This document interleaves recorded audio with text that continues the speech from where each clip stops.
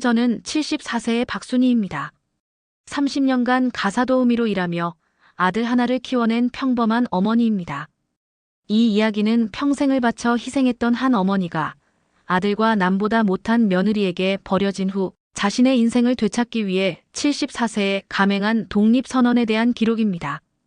제 남편이 세상을 떠난 후 제 삶은 전쟁 같았습니다.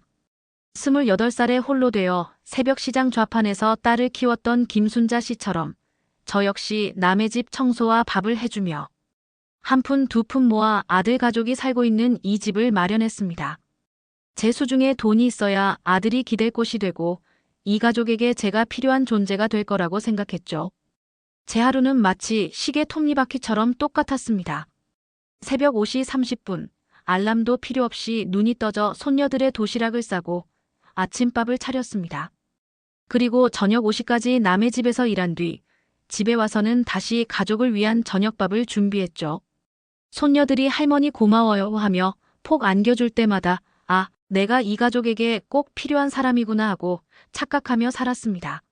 하지만 아들 준서가 대기업 과장으로 성공하고 똑똑하고 체계적인 며느리 수경이가 들어오면서부터 모든 것이 달라졌습니다.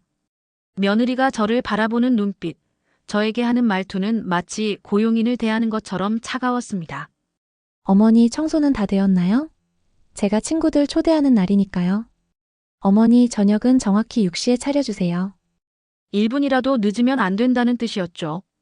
어머니 빨래는 따로 분리해서 해주세요. 저희 옷이랑 섞이면 곤란해요. 해설 저는 생각했습니다. 내가 이 집에 가족이 맞나? 저는 정말 고용된 가정부 같았어요. 아니, 가정부한테도 이렇게 함부로 하지는 않을 겁니다. 가정부는 적어도 월급이라도 받고 휴일도 있으니까요. 제가 감기 몸살로 39도 열이 올라 숨도 제대로 쉬지 못하고 누워있을 때도 며느리가 걱정한 건 제 건강이 아니었습니다. 어머니 아프신 것은 알겠는데 저녁 준비는 어떻게 하실 거예요? 애들 먹을 거라도 간단히 해주실 수 있죠. 눈물이 핑 돌았죠. 제가 이 집에서 정말 사람 취급을 받고 있는 건가 하는 생각에 30년간 새벽부터 밤까지 쪼그리고 앉아 걸레질하고 무거운 세탁물을 들고 다닌 세월은 결국 제 허리를 완전히 망가뜨렸습니다. 의사는 인공관절 수술이 필요하다고 했죠. 아들 준서에게 이 사실을 알렸을 때 아들의 입에서 나온 말은 평생 잊히지 않을 비수였습니다. 수술이요? 그럼 그 사이에 집안일은 어떻게 하죠? 망치로 머리를 얻어맞은 것 같았습니다. 제 건강, 제 생명은 뒷전이고 아들은 집안일을 가장 먼저 걱정했던 겁니다. 수술 당일, 저는 보호자 없이 혼자 병원에 갔습니다. 74년을 살면서 가장 무서웠던 순간을 혼자 견뎌야 했습니다. 마취에서 깨어났을 때도 병실에는 텅 비어 있었죠. 온 가족이 달려와 걱정해주던 옆 병상 할머니와는 너무나 대조적이었습니다. 퇴원 후 허리가 아파 제대로 걷기도 힘든 몸으로 홀로 집에 돌아왔을 때 며느리의 첫마디는 제 가슴을 완전히 무너뜨렸습니다. 어머니 수술 잘 되셨어요? 그런데 내일부터 집안일 가능하실지요? 그 순간 뼈저리게 깨달았습니다. 아, 내가 정말 이 집에서 무료 가정부였구나. 며칠 후 저는 화장실에 가려다가 거실에서 들려오는 대화에 발이 얼어붙었습니다. 아들 내외는 제가 있으면 우리 생활이 너무 제약받는다고 했습니다. 솔직히 어머니 없으면 우리가 훨씬 자유로울 텐데요. 요양원은 어떨까요? 요즘 좋은 곳 많다던데. 저는 그들의 자유를 방해하는 짐이었던 겁니다. 평생 노인복지사로 일했던 김영숙 씨가 퇴직 후 자식들에게 솔직히 이 집은 엄마 혼자 쓰기엔 너무 커요.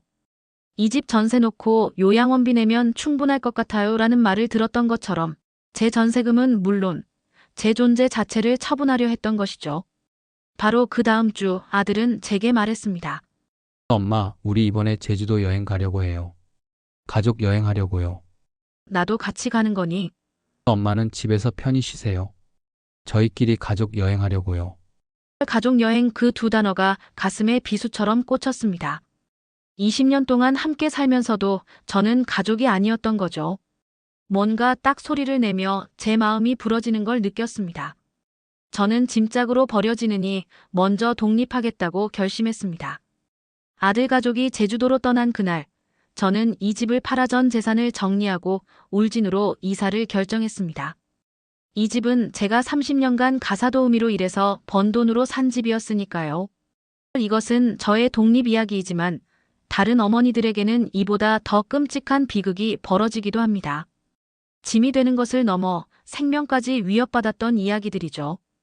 홀로 딸을 키우며 평생을 헌신했던 김순자 씨. 딸의 집 청소를 하러 갔다가 침대 밑에 숨어듣게 된 대화는 현대판 고려장의 실체였습니다. 딸과 사위는 김 씨를 섬에 보내 찾을 수도 없어. 요양원이라고 하면 되지라며 감금 계획을 논의하고 있었습니다. 심지어 김 씨가 아직 멀쩡했음에도 초기 치매라고 하면 누가 뭐라 하겠어라고 모의했습니다. 연금은 확실히 나오겠지? 기초연금에 국민연금까지 합치면 월 100만 원은 넘어. 그 돈이면 대출 이자는 낼 수 있어. 김순자 씨는 자신이 돈 먹는 짐짝으로 전락했다는 사실을 깨달았습니다.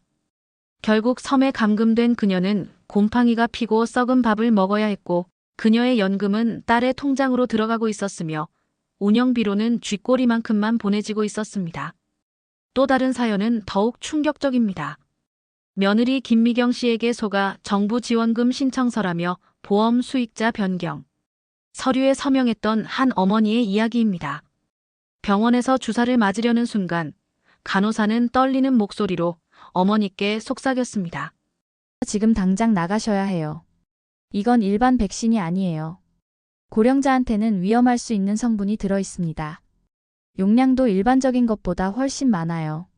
간호사가 몰래 녹음한 파일에는 며느리의 끔찍한 진심이 담겨 있었습니다. 혹시 이분이 맞고 잘못돼도 보험은 바로 나오죠? 서류는 다 준비되어 있으니까요.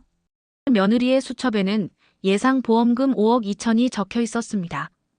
이 어머니는 결국 추석 명절 온 가족이 모인 자리에서 보험 서류, 병원 기록, 녹취 파일을 증거로 제시하며 며느리의 살인 미수 행각을 폭로했습니다.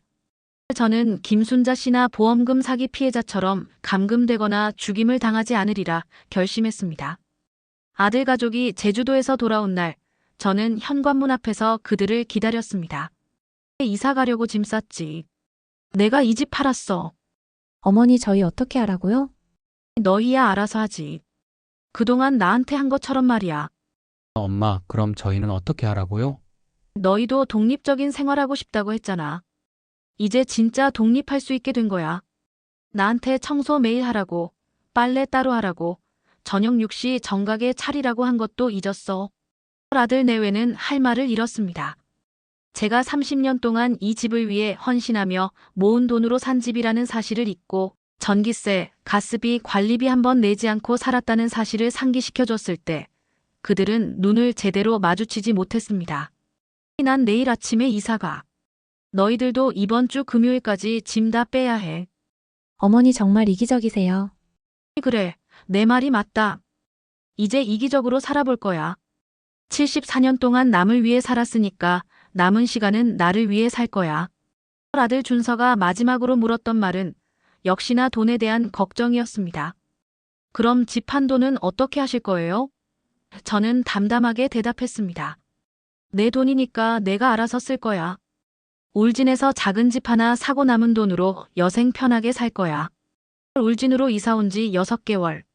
창문을 열면 바다가 한눈에 들어오는 작지만 아늑한, 오직 제가 주인인 집에서 살고 있습니다.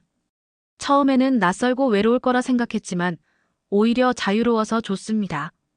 저는 더 이상 누구의 엄마도 할머니도 아닌 그냥 박순이로 살고 있습니다. 얼마 전 아들 준서가 찾아왔습니다. 아들은 장모님 집에서 살면서 눈치를 보게 되자 그제야 어머니의 마음을 조금 알 것 같다며 울먹였습니다. 엄마, 저희가 잘못했어요. 다시 돌아오실 생각은 없으세요? 준서야, 너 아직도 몰라. 나는 이제 혼자 사는 게 좋아.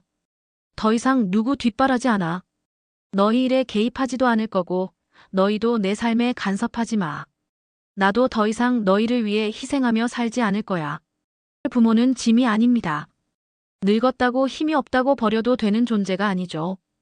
평생을 바쳐 희생했던 박순희 씨는 74세에야 깨달았습니다. 인생은 정말 짧습니다. 남을 위해서만 살기에는 말이에요.